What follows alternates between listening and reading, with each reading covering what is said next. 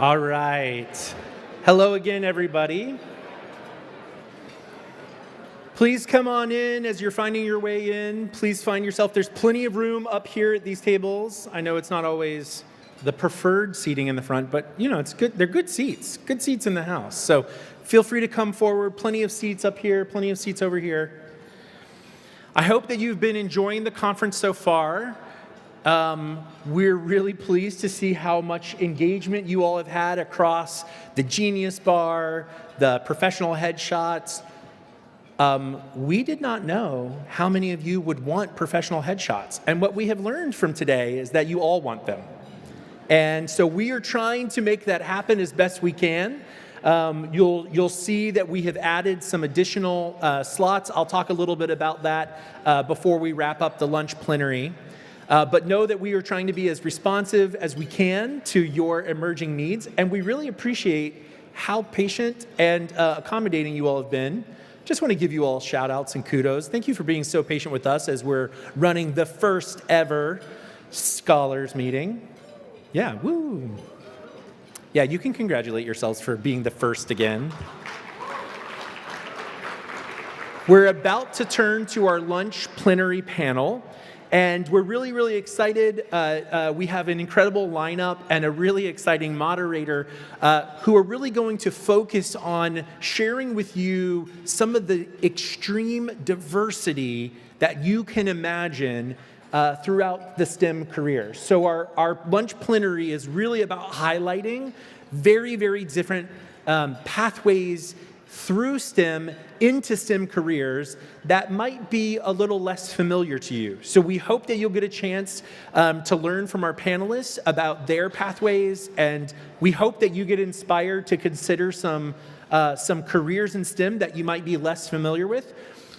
There are as many careers in STEM as there are people in the STEM workforce. That is really how varied the field is. And so while we have a slate of panelists that are going to be kind of sharing some of their journeys with you, keep in mind this is not all that there is. Hopefully you've been getting that message loud and clear with our other incredible speakers. To get us started, it's my pleasure to introduce you to Dr. Sudip Parikh, who is our CEO and executive publisher of the Science family of journals. Sudip is going to join me on stage and share a few words. His bio is located in your Whova app, and I'm resisting all of my urge. He doesn't like it when I read his bio, but I really encourage you to check it out. He's an incredible CEO and executive publisher, and we're really, really fortunate that he joins us at all of these sorts of meetings. So, Sudip. Cool. Thank you, Travis. Good afternoon, everybody. I say good afternoon, everybody. All right, excellent. So I have the wonderful opportunity to welcome you, even though you've already been here for a couple of days, to this absolutely fantastic meeting. And I also get to introduce the moderator of your next panel. And I got to tell you, I was just sitting down at the table with some of the speakers, and you're going to love this. This is going to be amazing. But first, I wanted to get a chance. I didn't get a chance to be here at the very beginning. Can I get just a show of hands? I'm going to learn a little bit about you. Actually, no hands. Just shout it out. Where's everybody from?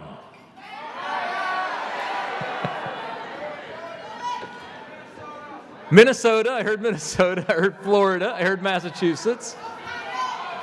Ohio. I heard Florida again. North Carolina, Alabama. All right. What I know from the data is that you're from pretty much everywhere in this country, which is pretty amazing.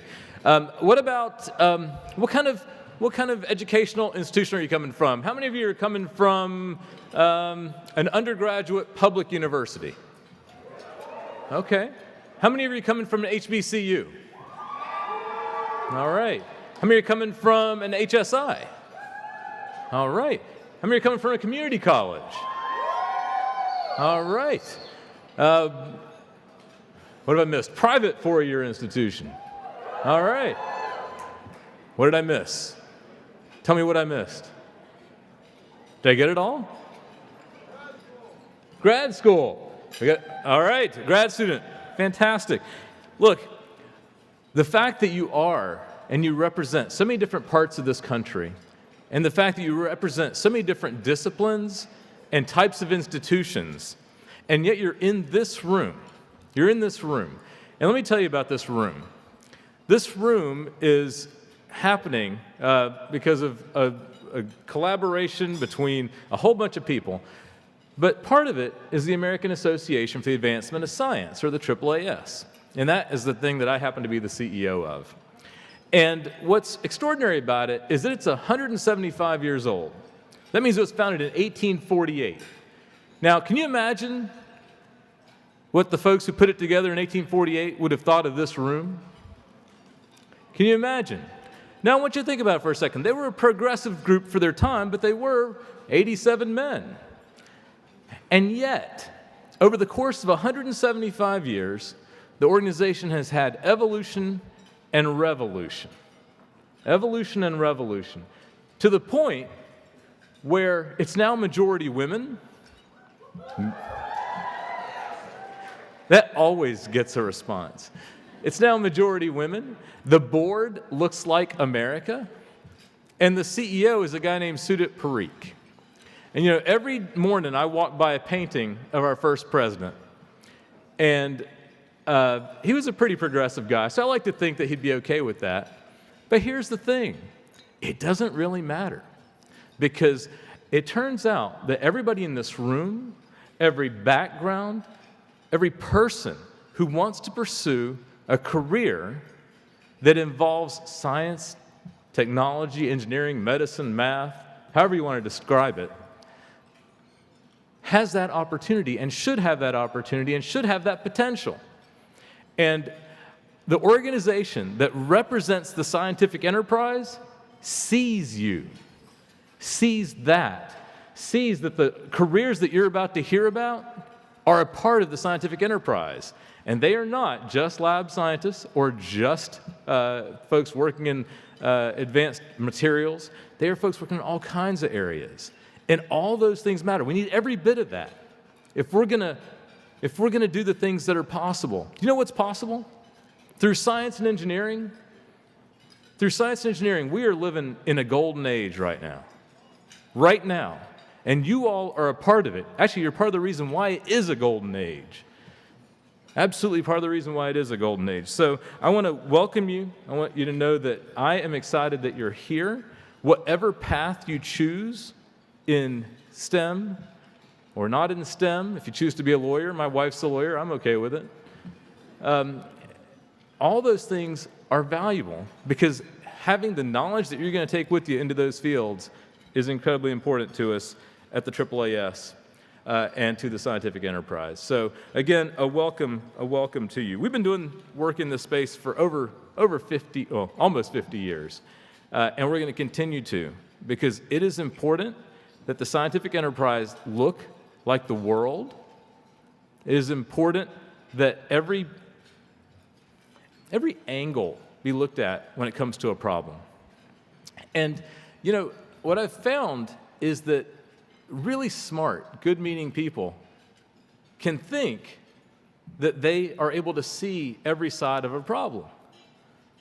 But then it turns out that without many angles in the room, many different points of view in the room, you can't. And you certainly can't come up with the best solutions. And so we are at the AAAS committed to ensuring that that the excellence, the absolute scientific excellence that is needed to cure disease, heal the sick, feed the hungry, protect the planet, all that intellectual brain power that's needed is going to be seen from all sides so that we can figure out what the best solutions are that work for as many people as possible, for everybody. And so thank you all for investing time with us, and I want you to remember that the AAAS is a home for all of you. All right, so that is the work, that is the welcome that I was supposed to do. Now I'm going to do the work that I promised I would do. And this doesn't even feel like work because, frankly, you're going to love this. You're absolutely going to love this. So I'm going to introduce our keynote speaker for today's event, who is the president of George Mason University, Dr. Gregory Washington. Now, before I ask him to come up here, I'm going to read just a bit about him. And, you know, higher education is a funny thing. There are folks who would like it to be exclusive, right? They would say, our acceptance rate is 1%, 2%, 3%. And because of that, we can assure you that we are the best. Well, you know, when you're starting from third base, you didn't hit a triple. You didn't hit a triple. And it turns out that lifting people up is a really important part of higher education. And Dr. Washington is a leader in making that happen. So as the president of George Mason University, he leads Virginia's largest and most diverse public university. It's got an enrollment that is growing to nearly 40,000. He launched his presidency in July of 2020 with a series of initiatives to create new academic and entrepreneurial pathways for all Virginians. And he also opened or broke ground on academic facilities on all 3 Virginia campuses and established a task force to ensure fairness in university practices and policies. But you know, it's easy to put that down on paper. It's amazing to watch it in action. And Dr. Washington has made it happen in action. I've seen it not because I know him personally, but because I've been watching from about 10 miles away. And it's a sight to behold. So let me turn it over to Dr. Washington.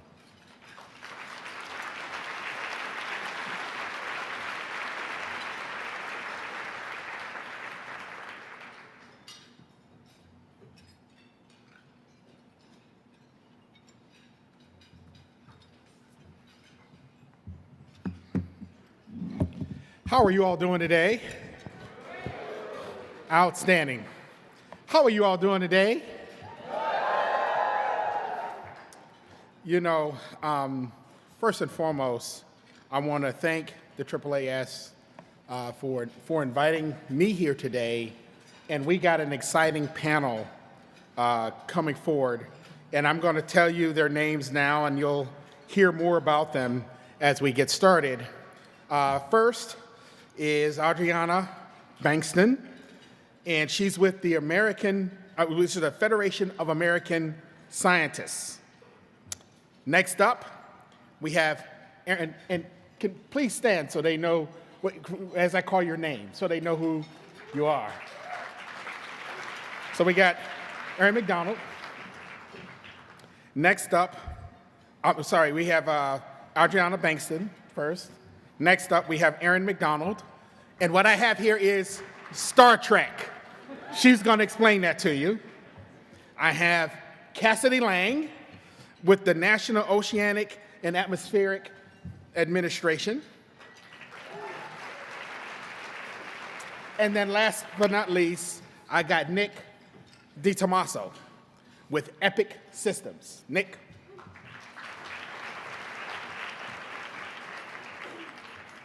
So the real question that I have for you as we get started is, why are you here in this session?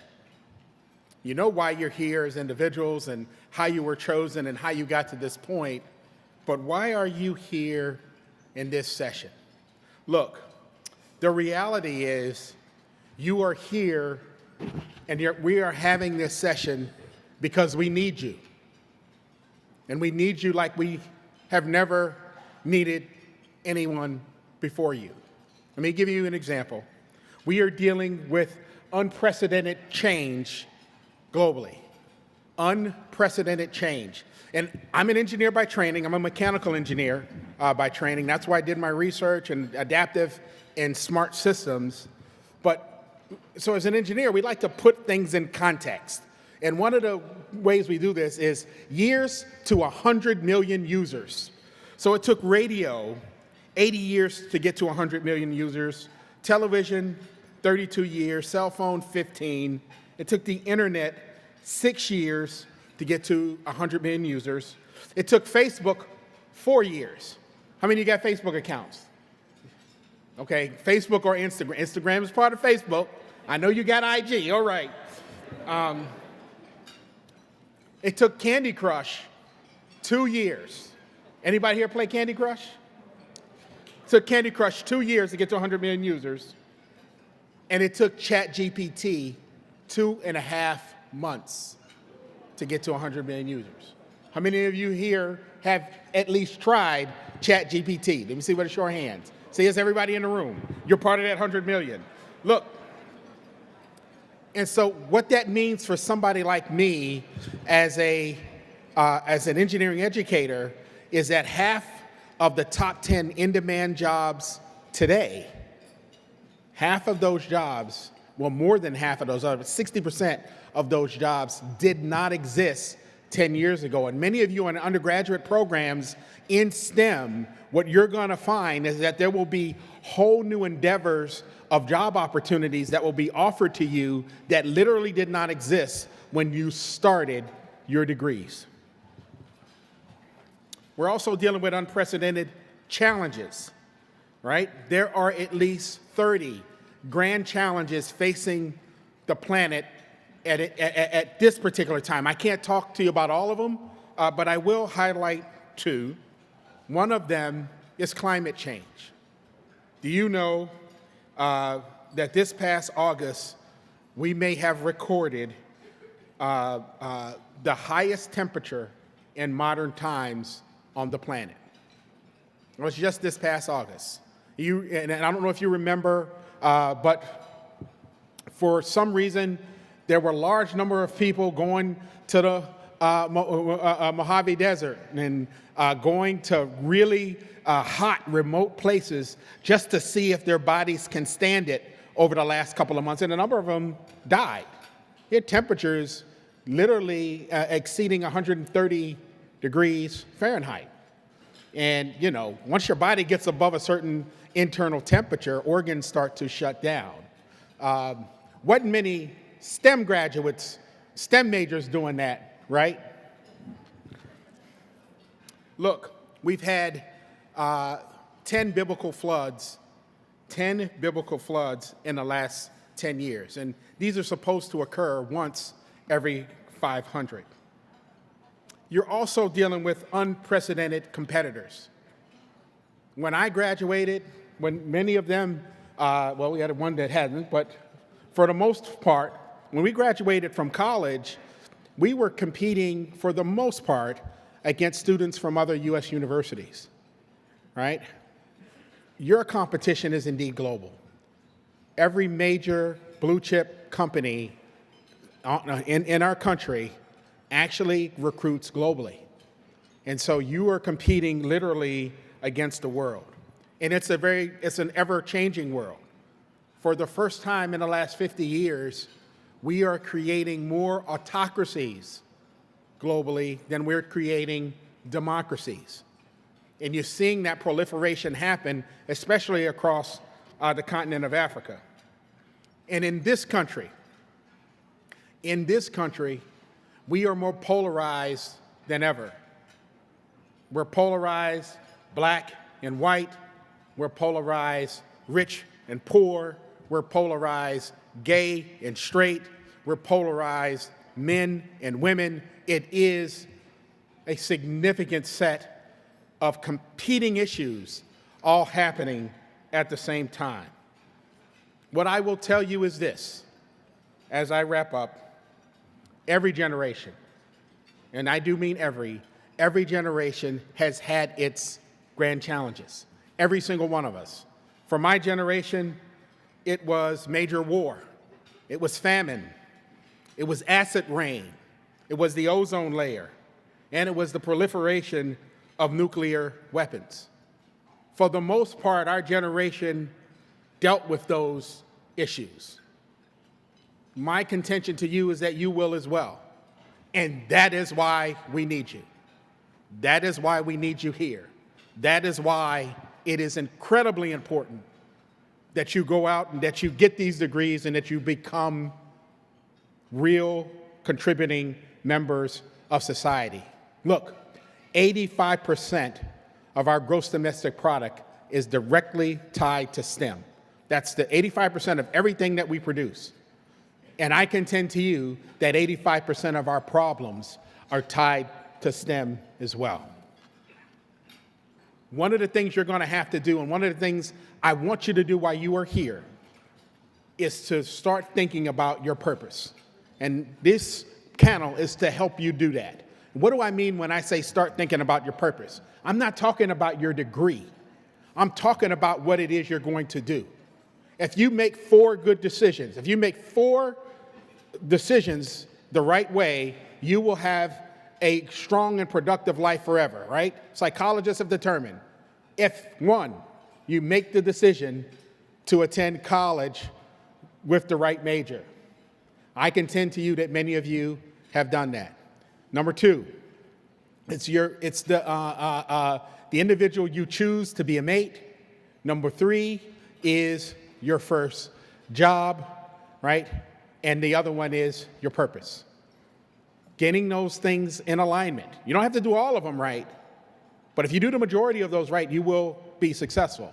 Now, how do you define that purpose? And you may want to write these 3 items down.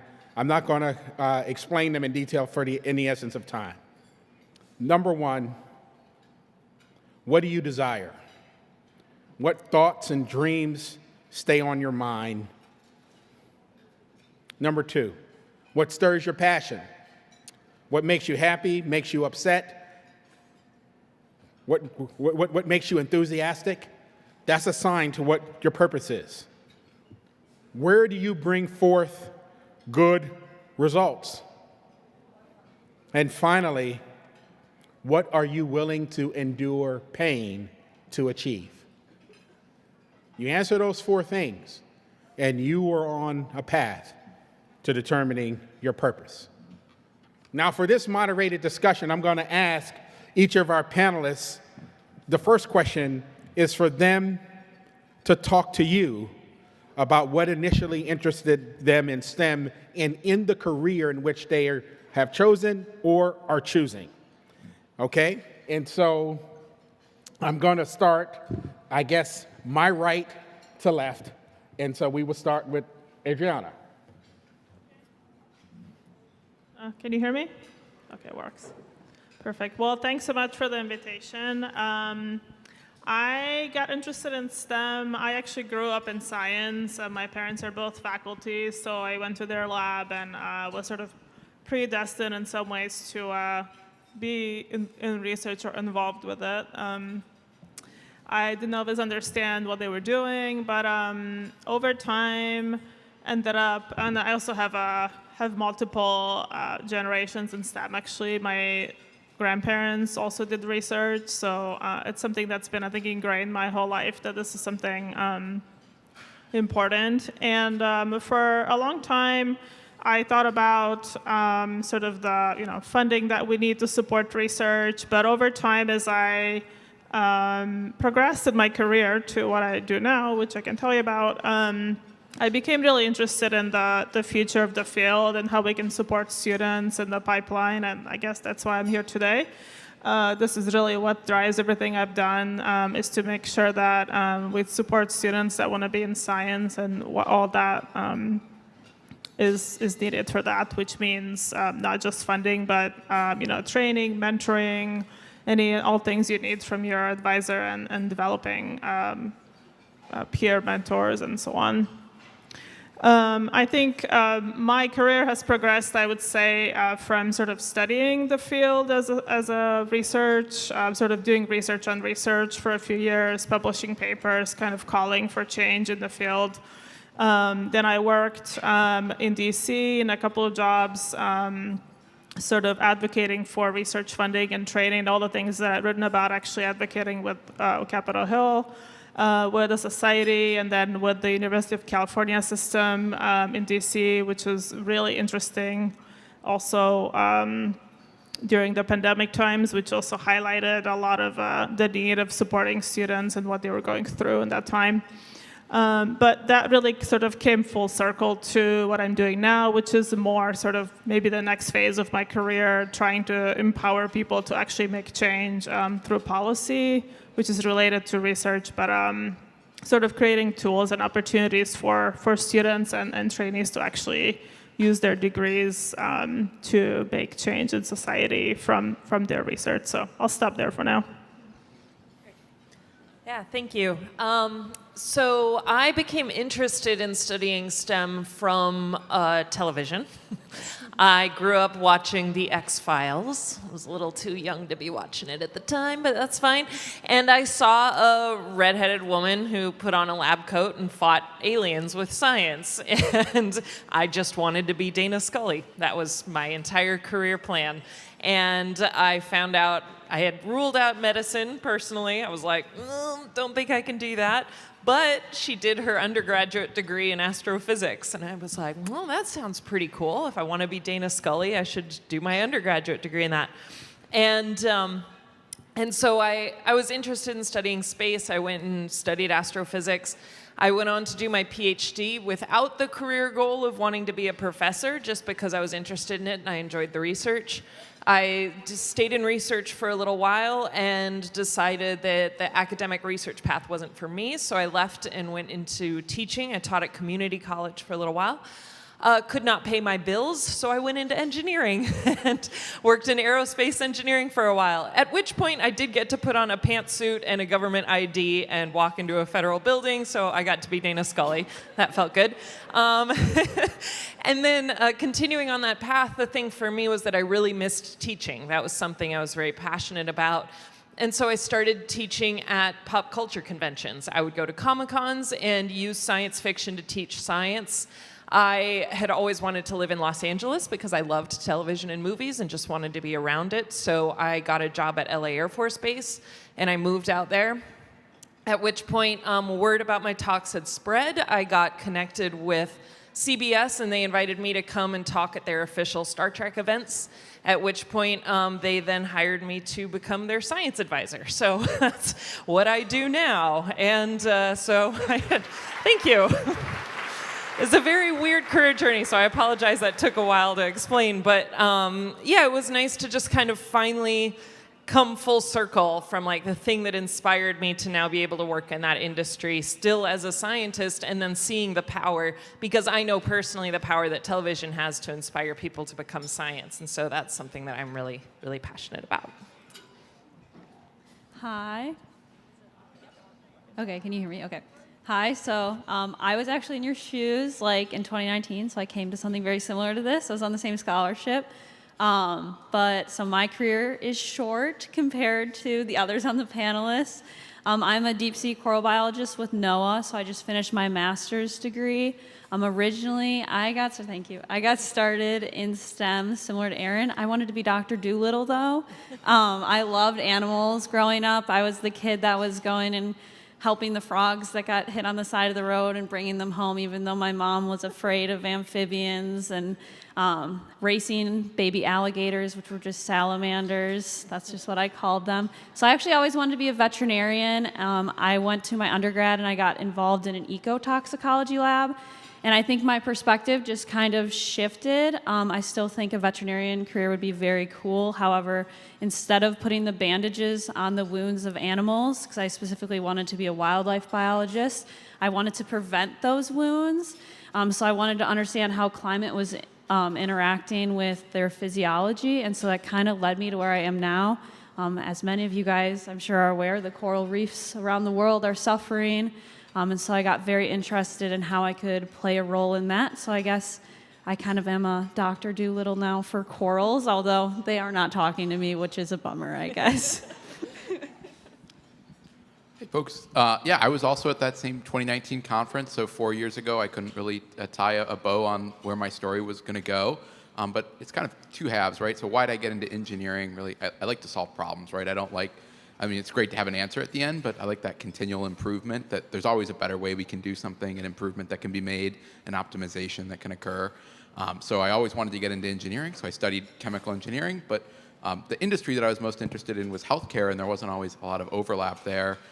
So I found a kind of non-traditional way to get plugged into healthcare, which was through electronic health records. And so essentially, the work that I do is taking an approach of, instead of building a system around a doctor, right, flipping the focus so that it's from the patient outward, so that we can make predictions based on that person and who they are as a patient and their record. And so I work with healthcare organizations to optimize the provider experience, patient experience, and make the software better to save people time, money, and keep people healthy. You know, please give him a round of applause. That was great. Hey, all of the examples you heard, so many and varied, they were all much more exciting and much more altruistic than mine. I was working on a construction site, hauling bricks for bricklayers and mixing and hauling cement when I was in high school. And the engineer came out on the job site and was inspecting the work that the brick masons were doing. And I happened to ask him what this guy did. And he said he was an engineer. And I said, oh, that's really cool. I was making $5 an hour at the time. And I asked him how much he made. And he told me. And when he did, I said, okay, that's what I want to be. I don't want to do this with you guys. All right.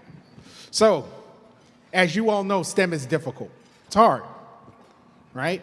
It's one of the reasons why makes up a very small percentage of our college graduates these days pursue STEM disciplines. And so I have a question relative to that for each one of you, and that is, what was your biggest challenge thus far, and how'd you overcome it? What was your biggest challenge thus far, and how'd you overcome it? And I'll start this one. For me, I remember as a freshman in class, I got as a sophomore in class, I got my first engineering exam back. It was statics. And I remember looking at the grade, and the first question I asked was, what is this out of? Is it out of 100?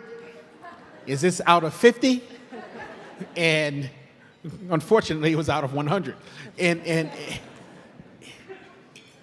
what I learned then is that I had to change the way I studied and engaged if I was going to be successful. I was studying hard, but I wasn't studying smart. And while I don't have time to talk about that, I made those adjustments, and it helped me tremendously. Yeah. So I think that the biggest challenge that I would have, and I'll try and frame it in a context that'll probably impact the whole group. So when I was a junior, we went remote, right? College was moved remote. The summer job that I was going to have was canceled, and that kind of derailed all the plans that I had built around it. And I hadn't always been thinking about, oh, well, here's my backup plan, or here's this other thing I'm going to do. So having to kind of restart and use that time that I wasn't going to be able to be working in the summer to, one, find some other work to do to make some money, but also build new relationships. And I kind of realized it's always good to, even if I know that maybe that's not the industry that I'm going to be in, or maybe that's not the role that's going to be my next fit, especially as a senior, rising senior. All of those interviews, all of those people that I met helped me understand, what do I want my career to look like, and what do I want my first job to look like, and really kind of take that time and unfortunate circumstance, right, and reframe it as an opportunity to expand my view. So I really realized I was really too zoomed in on the one direction that I'd been heading down. And so I opened up 8 or 9 different paths, and I only picked one of them because there's only so many paths you can go down. But it was important to me to feel like I was making the right decision to have all those different options. Okay, I would say my hardest thing, and I think it's just something that will always hang over my head, is no one in my family went to college before me, so I'm a first-gen college student. So yes, thank you. So I think it was really difficult getting started in college. So explaining to your family, why aren't you getting a job? Why do you want to go to more school? And then getting to school and being like, what am I doing? Who do I need to talk to? So I would say if anybody's in those shoes, the best thing you can do is find a mentor. So my undergraduate mentor, specifically from this scholarship, and then also in my undergrad research lab, were really big, almost parental figures, kind of guiding me through college. So if you had parents that went to college, I'm sure they pushed you to apply for scholarships and certain things, but I didn't have that. So having people to look up to, and even to this day, after finishing graduate school, my parents are like, oh God, are you gonna go get your PhD now? Why? I would just say, if you are in my shoes, just keep going and try to find a mentor that you can really look up to and ask questions. whether it be a peer that's older than you, or even if you want my email, you can have it and I can try to help you. Or if you can get into like a research lab or find some sort of advisor, that's probably my best advice, but I would say that's been my biggest challenge so far. Yeah, for me, it was when I was thinking about leaving academia. So I was a postdoctoral research associate. I was the first woman postdoc that this research group had ever hired. And I quickly knew that academia wasn't for me. I sat down at my desk after my PhD and went, I've made a huge mistake. This is not, I loved doing my PhD, but the idea of spending the rest of my life doing that was not appealing. But I didn't know what to do, and I felt a lot of pressure being the only woman in our research group, that if I left, I would now be removing myself as a mentor for all these other people who are coming up. Now there's no women that they could look at.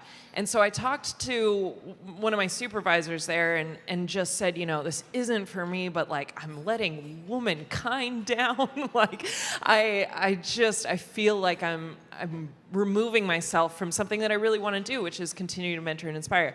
And what he told me was just like, you know, you're always going to be a scientist, you're always going to have your PhD, and you can always find ways to mentor people. And that was just like, that was what I needed to hear. And even now, I'm not a gravitational wave astrophysicist. I'm more of like a warp drive expert. but I still am a scientist, and I can still communicate, and I work really hard. And I think that drive of just being like, the mentoring aspect is something I'm still so passionate about. So I try to find all of those opportunities, and that included going to those conventions on my own dime, doing a lot of like outreach even on YouTube or like whatever, just knowing that I can put myself out there and hopefully be an inspiration to generations that come. You don't have to stay in a particular career in order to do that. Yeah, so mine were similar to what was already said, but I wanted to mention that part of the pressure of growing up in a family of scientists is you're kind of expected to get your PhD, and that was the normal thing, that, oh, you get your PhD, like half of our family has this, so that's not true. But that was part of the pressure. I think I try to use that to drive and figure out how I was going to actually help the next generation after I left academia. One of my goals throughout my career has been really trying to think, and progressively, I think, higher and more. I guess it became more difficult over time, but trying to see how I could impact scientists and students in science, sort of more of them and from higher up and with more impact. So I've sort of tried to do that over time. But with that also comes really feeling like an imposter syndrome. So I'm surprised no one mentioned this, but this is happening right now too. One thing that, I've also had, the question of being the only woman in the room sometimes. I had my PhD advisor was the only, actually one of two female PIs in the department. So she really instilled a very strong sense of self and accomplishment, seeing her in the way that she dealt with things, but that is something that needs to change. The other thing is, I think just as I, was progressing in my career, I think, as I said, it's become harder to do this, and I think I found myself, especially in DC, can be intimidating when you're in certain rooms with folks who are, high level and influential folks, to feel like, to feel heard and to have a voice there. But one good friend said, imposter syndrome is actually good because I think you kind of want to be the person who's sort of the smallest in the room in some ways, because that means you've made it, right? You're in there with those other folks, and so that's how I feel. And that's one thing that I think, just continue pursuing your dreams and don't be intimidated. But I think it's also a good sign if you're here and moving on from here. Those are fantastic. Please. So Adriana, since you went there, I think we should allow others to address this issue also. And look, the reality is that all of you in this room, it's very interesting I am I just recently got elected to the National Academy of Engineering. It's the highest honor an engineer can achieve. Well, let me tell you something. I was in a room of engineering deans, where I led the Engineering Deans Council. I used to be a dean of engineering, and it was a large room about this size, maybe a little smaller actually, of engineering deans from all over the country.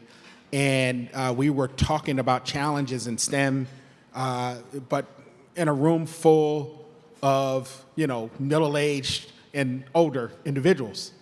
And I asked a question, and I asked people to give an honest answer.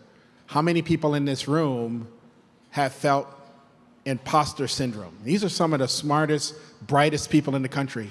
Do you know that 90% of that room raised their hands? Almost every single person, no matter what they look like, no matter who they were, they all raised their hands. And I couldn't believe it. And what that told me is that we're kind of all dealing with the same thing, but you need tools. Because sometimes you'll think that you don't belong, and when you think that you don't belong and you believe that you don't belong, it won't be long before you actually don't belong. And so I am interested in how you all manage. Adriana gave us a nice anecdote, and so I'm interested in, for the rest of you, in how you all manage imposter syndrome, if you had it. Yeah, so I think it's about being thoughtful, and Adriana kind of raised this point of, right, like you're in the room already, you're there for a reason. And I think there's a time and a place for, being the expert in the room and presenting on research that you did, or, standing on top of the mountain and talking to other people about how they can improve and grow. But ultimately, it's more important and more beneficial. I don't remember the times that I spoke at a conference or gave a presentation as much as I remember the people who I try to model myself after and being in the room and making those decisions. And I think the way to combat it, especially in like a professional sphere, is being thoughtful and asking thoughtful questions. The more people that are in the room, the more people that share the same kind of questions and confusion that you do, and thinking about where is it coming from and what are we trying to solve, and how can I get clarification. Engaging the people that you see as like, oh, those are the experts, right? Those are the people who are making me feel like I'm not in the right place. How can I get them to help me get up to speed? And know that ultimately you're almost certainly in the right place. Yeah, kind of on the same note, I've definitely felt that before. I think for me, it's more of a smaller community that does deep sea research, so you kind of learn all the big names pretty fast. So you go in the room with these leaders in the world that are leading the scientific community in deep sea research, and you're like, they do not know who I am. But kind of as Nick said, if you're the person in the audience that's asking thoughtful questions after their talks or going up to them, scientists love to talk about one thing, and that is their research. Regardless of if they're an introvert or an extrovert, if you want to have a conversation with a scientist, just ask them about their recent project. So I really think being humble and just understanding that you're there for a reason and going up to them and trying to learn from them is the best way to approach it, at least from my perspective. Yeah, I mean, a lot of great stuff has been said. I think, yeah, staying humble, not being the smartest person in the room, being able to, ask questions. I do thoroughly believe that surrounding yourself by people who are more talented than you is a good thing, but also recognizing your own talents and that there are parts of your story that they can learn from as well. For me, I think probably my biggest source of imposter syndrome, well, the same supervisor I said kind of helped me become more comfortable with leaving the industry. He also really helped me with imposter syndrome in the sense where I was kind of questioning my role and if I was smart enough to be doing this, and that I had faked my way there because, of course, I had been told, well, you only got this job because you're a woman. And so he was like, dude, Erin, like, I'm a professor. I shouldn't be a professor. No one ever, checked my work. I shouldn't be here. And so everyone feels that imposter syndrome. And when I was in engineering, I was so out of my depth in the terms of, I'd never worked with the military. I didn't know ranking systems. I couldn't tell a captain from a colonel. I didn't know what any of that was. And I'll put this as politely as possible, but the best advice that has stuck stuck with me and I use every single time I'm in that environment. Everyone has to use the toilet every day. And if you remember that, it kind of humanizes other people, and you're like, okay, they're just human. We're all just human. It's fine. We're fragile little cucumbers. That's okay. So now we go to the part of the program where you all ask questions and our illustrious panel here gives answers. And so there are microphones here and here. I think you all can see them. And we also have questions that are coming through the app. Is that right? And so so you can ask questions that way as well. But you know, I'm a non-Zoom type, so I would much rather see you when you ask your questions. So would love to have you come up to the microphones.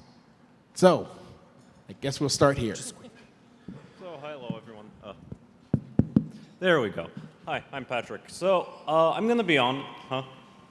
I'm gonna be honest. I've kind of sort of diverged paths a lot in my career. Only just like about a year ago, I decided I'd rather go from, like, let's say, industry to research, right? So I don't have a lot of experience. In fact, this is my right now. So actually, I'm in my last semester, right? And really, a lot of comes of that is kind of just asking myself, okay, what makes me stand out, right? So the one thing I'm going to say is that imposter syndrome, just trying to break into new boundaries, new frontiers, it's really quite a lot of pressure, especially because, as you said, ChatGPT has become such a popular technology, right? And that's actually the kind of research field I want to go into. And I'm kind of competing with some of the best people in the world who've had, like, let's say, 4 years of research experience, have been researching out of high school. So how can you say, how would you deal with imposter syndrome on, like, the lower level towards the undergrad? What would be your advice? I know you've kind of said, like, advice on how to deal with imposter syndrome, but I'd like you to kind of, I guess, be more specific. Just elaborate. I think the best advice for me, because again, I've changed careers many times as well, and every time I've started, I feel like I'm starting from the beginning. So whether I'm a researcher or an engineer, actually looking at yourself in the mirror and not saying, well, I'm new to this, I'm not, you just say, I'm an engineer, or I'm a writer, or I'm a biologist, or, you know, I think a lot of people couch of like, well, I'm a biology student, I haven't graduated yet. And it's like, no, you're a biologist. You know a lot more about biology than I do. You're a biologist. And so just keep telling yourself that over and over really does start to sink in, is what I've found. The other thing is develop an action plan. Just say, look, this is where I am. I recognize there are people around me that know more. What am I going to do to advance myself and move forward? And then put your energy into that as opposed to thinking about where you are relative to others. What you'll find is over time, you'll actually catch up. All right? So next question. I'm pulling in a question from our Whova app. This one is about finding research opportunities. So this student asks, they say they come from an institution that doesn't have a lot of a strong research kind of facility or a lot of research going on at their institution, and they're wondering, or at least in their field, and they're wondering how do they start getting involved in research if those opportunities aren't on their campus. Any advice? Yeah, I can start. So I think one thing is a lot of times you may be able to find co-mentors or folks who are affiliated with more than one institution. When I did the first research experience I had was at Louisiana State University, which was not where I went to school in South Carolina. So that was through a summer program that was placing undergrads in different labs and in different institutions. So there may be programs like that you can find where there are other institutions that you can work in, and or maybe other universities that are close to you that are doing similar work. And like I said, sometimes they're co-PIs on projects, so that's another idea. Yeah, I know after my first year as a freshman, I did research in Pennsylvania when I was going to school in Michigan, but you all are probably better with internet searching. You can look around. There's like NSF funded, government funded. Every university, it feels like, in the country is doing summer research for undergraduates, and there's stipends and money to help cover living expenses behind it. So definitely just, get a good idea of the fields that you're generally interested in, find the institutions that are offering research in those fields, and start plugging in applications.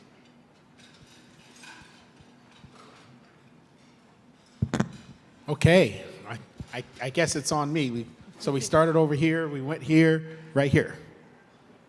Hello, my name is Josiah Rennick. I'm a senior in mechanical engineering, and being a senior, this is a time where we start to question what lies ahead.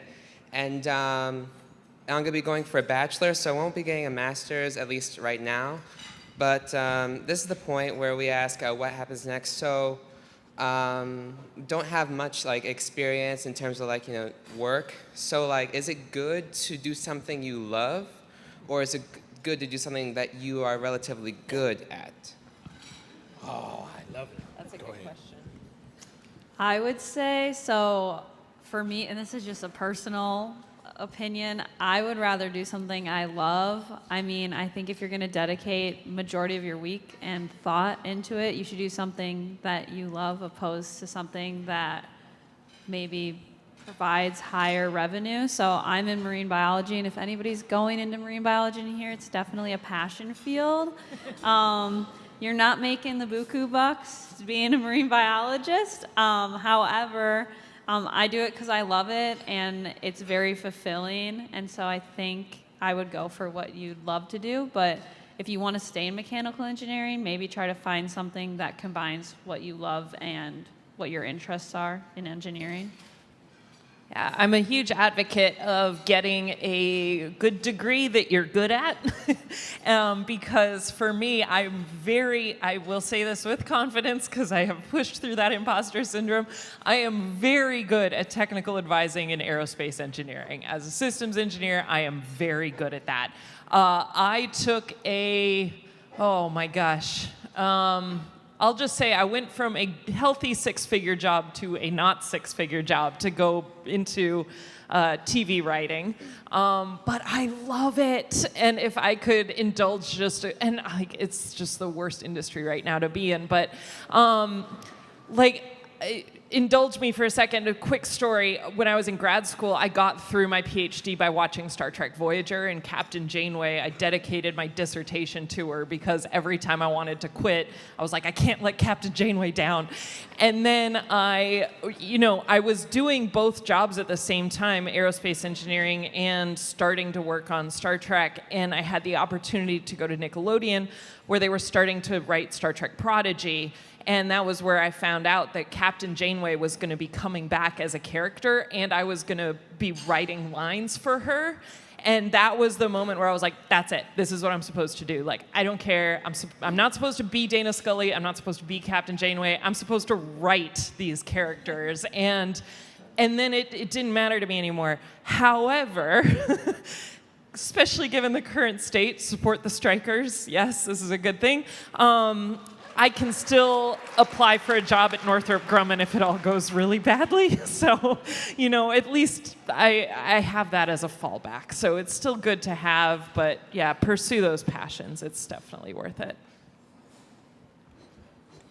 Yeah, I agree with that as well. I think I've had a lot of different jobs over the years, and that's always really gone much better when I followed what I was passionate about, and also just explore things, because you never know. Sometimes some of the jobs I've had, I never thought I would, and I love them, even though I didn't know what it would be when I started.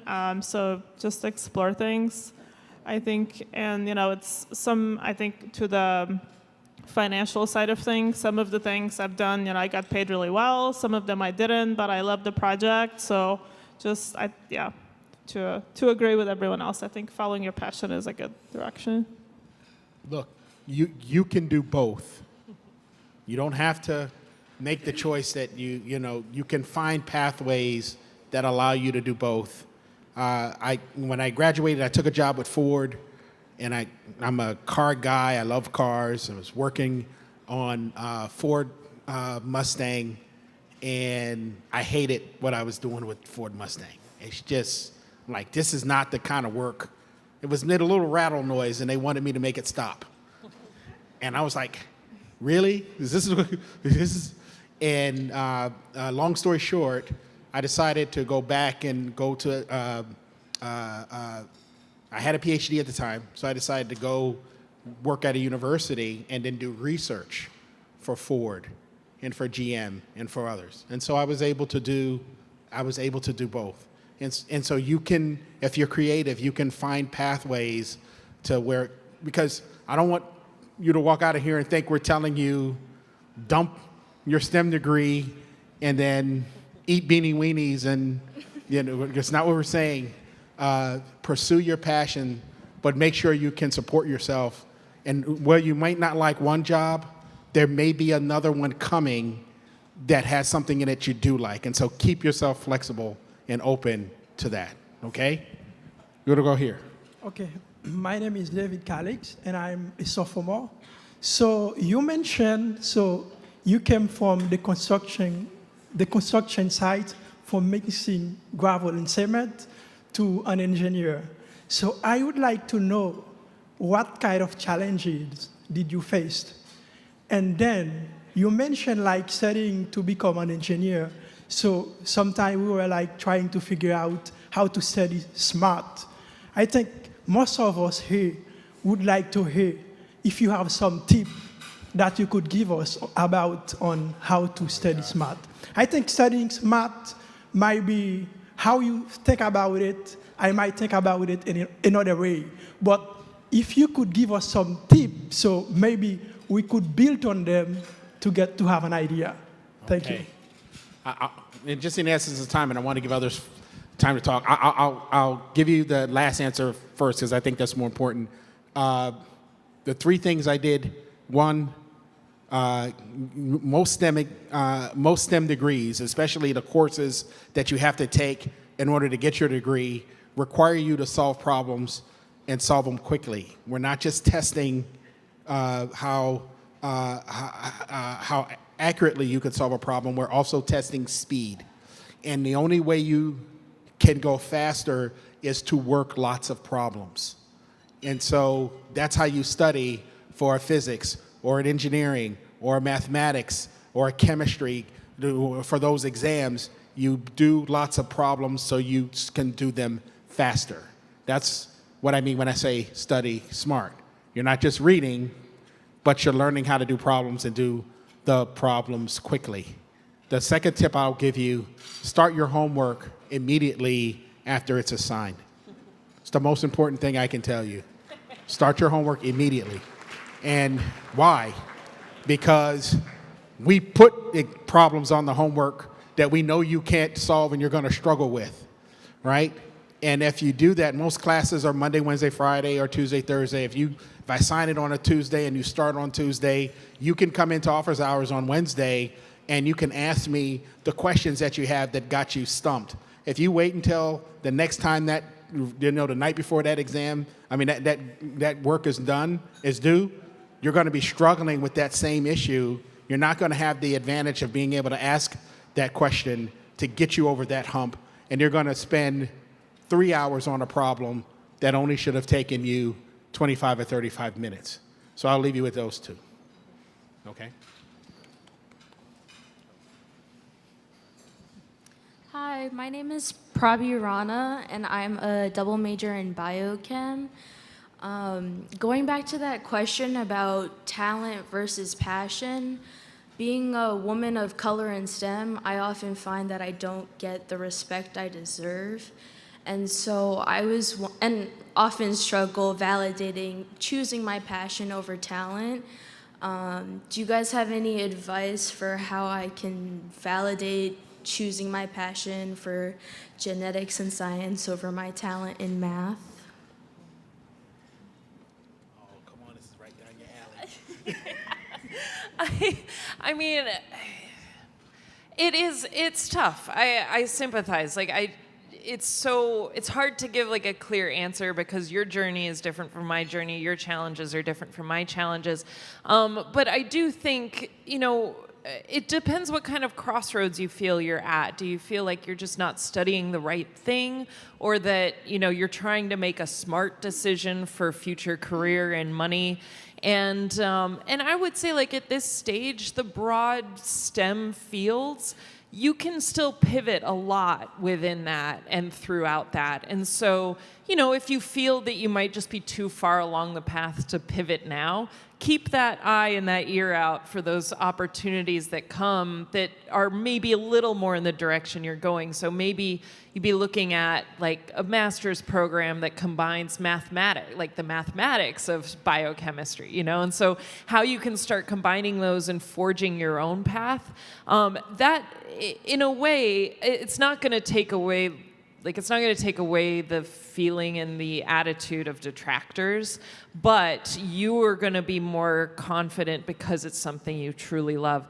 And I will say too, it's so easy to say the power of saying I don't know, but when you say that in a room, it feels like you're reinforcing their opinions about you, where it's like they already think, for me, as a white woman, but I would be the only woman in the room, and I would feel like if I said I don't know, then all of them who don't think I should be there already are going to be like, yeah, I knew she shouldn't be here.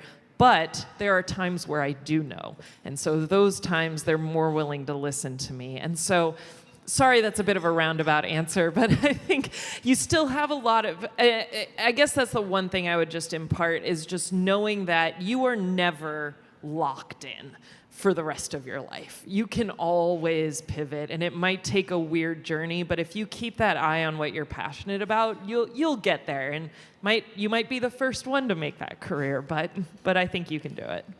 Look, at every level, and from the time I walked into an undergraduate class, all the way up through my PhD, from taking my first, my second, my third job, when I became an associate dean, when I became a dean, and when I became a president. At every single level, I've experienced what you've experienced. Every single one of them. And I've always tackled it the same way. And that has been just believe in yourself that, people are, when they react to what their vision of you, that's not your deficiency, that is their deficiency. It's what they see. You can't see what they see, right? You have to see who you are. I turned it into fuel. I used that to study harder, to learn my craft more, and to be a better person in the endeavor in which I chose to pursue.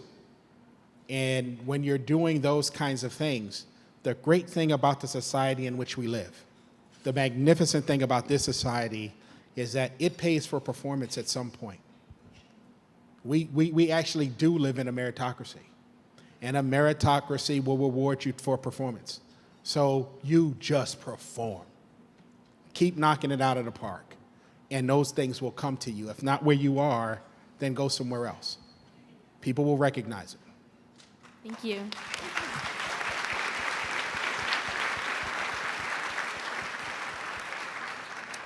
Okay, we were here. Okay, we're gonna go here. Hello, my name is Abbas Wafa. I am a senior biology major. And Dr. Washington, you mentioned earlier the perfect recipe and formula for finding your purpose, and then you proceeded to share your journey from where you started and where you were. So I'm wondering, did you implement that recipe in your journey? And if you did, how effective was it? And have you found or have you not found your purpose currently today? I'll answer your questions in reverse. Yes, I did. Okay. I found it. I did implement. How I came up with those 4 items is through my own lived experience. Okay, and it goes back to why I chose to be an engineer. And I gave you a little bit about what made me initially interested, but that only gets you interested. Once you start that pursuit, you're going to run into challenges, right? You're going to take hard courses.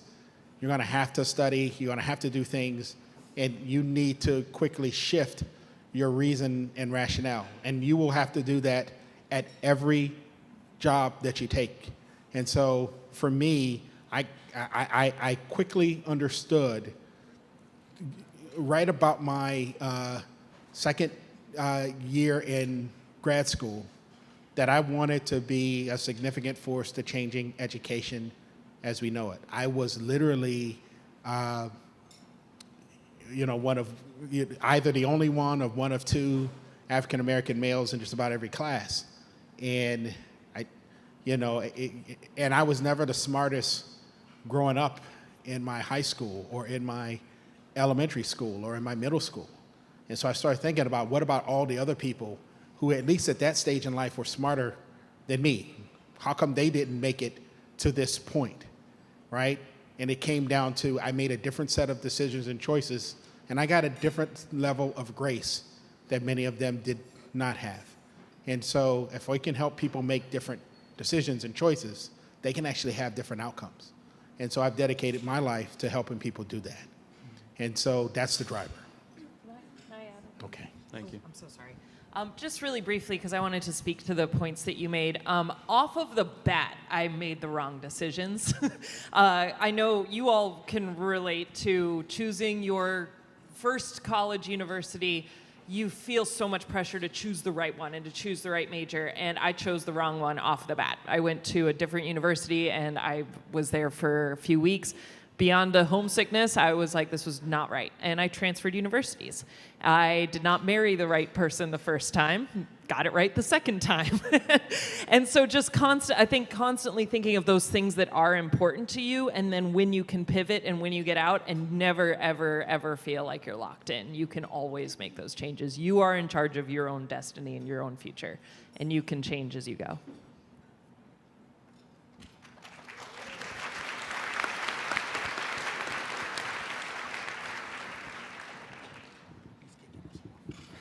You three standing up. You three. Here. Maybe four. Please put your question into the Q&A. I've seen this gentleman's question. I know it's good. I'm sure yours are good too. We are unfortunately out of time. Please join me in thanking our panelists. Yeah.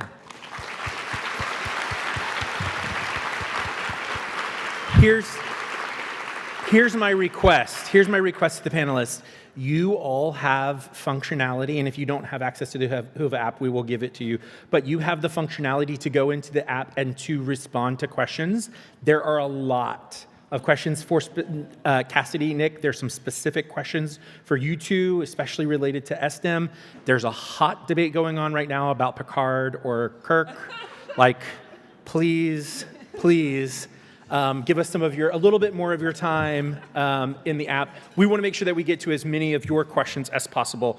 Thank you all for your remarks. Thank you for sharing your stories and the journeys that have brought you into your exciting current journeys of your career, and also for highlighting that it's an unfinished story, that we continue to our paths in our careers, in our passions continue to evolve. I think, one of the things that you all have so nicely highlighted is that it's very rare that we come in with a specific idea of exactly what our career paths are going to look like, and that it plays out like that. And that in reality, what oftentimes happens is we're following our passions and opportunities come our way. And it's sometimes the opportunities that may seem a little bit of a stretch for us that turn out to be the most exciting opportunities for us to continue to grow. So thank you for demonstrating that in your own journeys as well. All right, we have a couple of quick announcements